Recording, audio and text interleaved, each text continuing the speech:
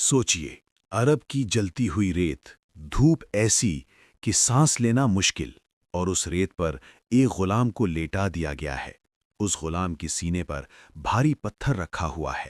ہر سانس کے ساتھ موت قریب آ رہی ہے، اور پھر بھی اس غلام کے ہونٹوں سے صرف ایک ہی لفظ نکل رہا ہے: احد، احد، اللہ ایک ہے، اللہ ایک ہے۔ دوستوں، یہ کہانی ہے حضرت بلال بن رباح رضی اللہ عنہ کی، اسلام کی تاریخ کا وہ روشن ستارہ جس کا نام قیامت تک لیا جاتا رہے گا۔ حضرت بلال رضی اللہ عنہ حبشہ یعنی ایتھیوپیا کے رہنے والے تھے۔ مکہ میں وہ امیہ بن خلف کے غلام تھے، جو اسلام کا سخت دشمن تھا۔ جب حضرت بلال رضی اللہ عنہ اسلام لائے تو مکہ کے مشرکین کو یہ برداشت نہ ہوا کہ غلام اللہ کے رسول صلی اللہ علیہ وسلم پر ایمان لے آئے۔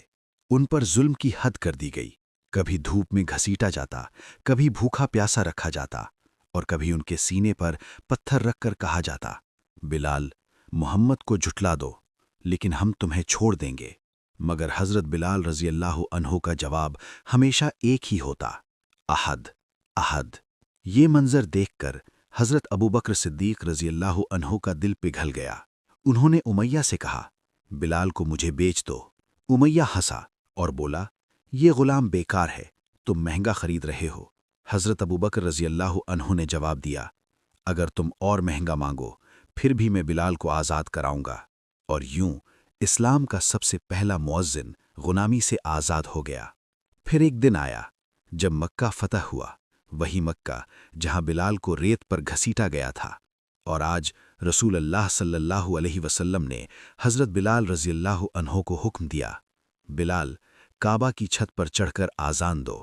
سوچئے، ایک غلام کعبہ کی چھت پر کھڑا ہے، اور نیچے وہی قریش کے سردار کھڑے ہیں جو کبھی اسے ظلم کا نشانہ بناتے تھے، اور بلال رضی اللہ عنہ کی آواز گونجتی ہے: اللہ اکبر، اللہ اکبر۔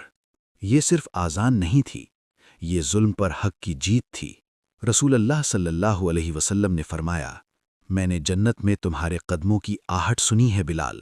یعنی وہ غلام جسے دنیا نے کچھ نہ سمجھا، اللہ کے نزدیک اتنا بلند مقام رکھتا تھا۔